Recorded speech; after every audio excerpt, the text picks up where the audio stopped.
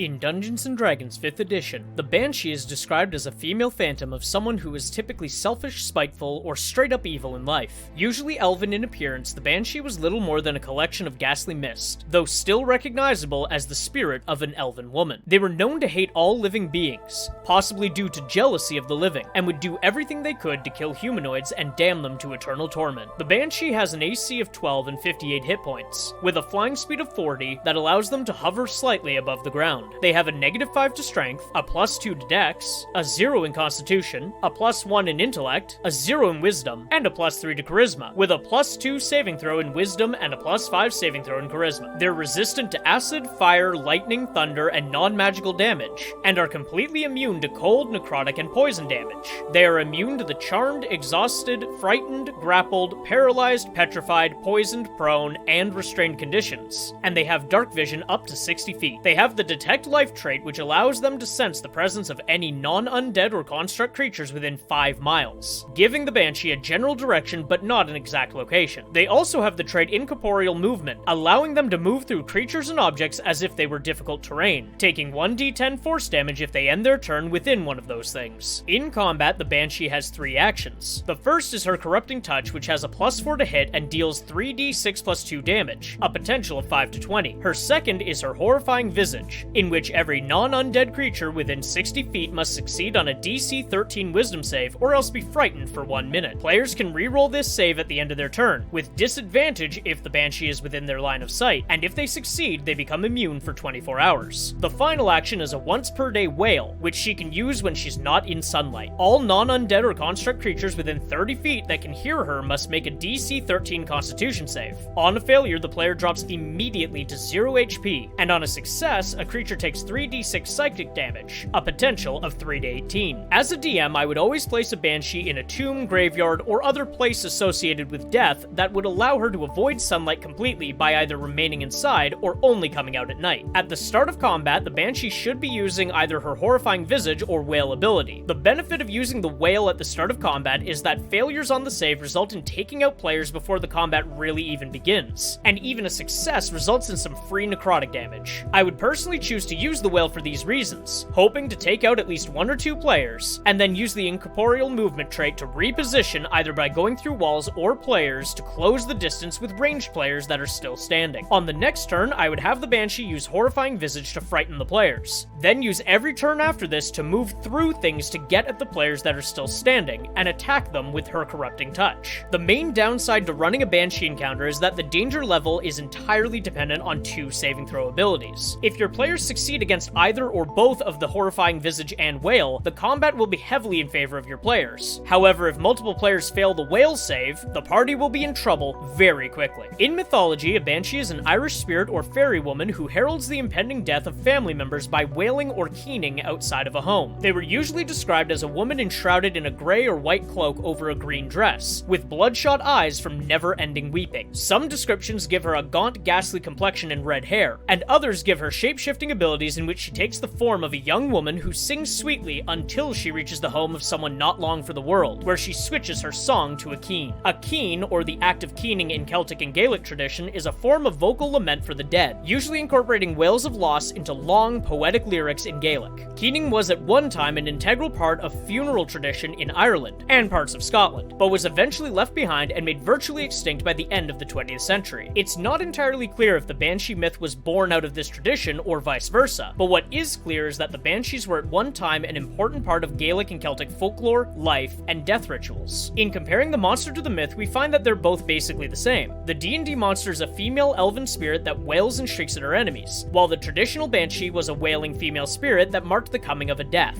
Where they differ is in their intent. The Banshees of myth were often seen as harbingers of doom, but were also empathetic fae creatures that lamented the upcoming loss of life as well as declaring it. Many areas in Ireland claimed to have Banshees specific to their location, and some even said that the Banshee would wail to warn people when they were about to undertake a task that would result in their death. Meanwhile, the Banshee of D&D is a spiteful spirit fueled by their hatred of the living, and they do not act as a warning of death, but rather a method of brutal delivery.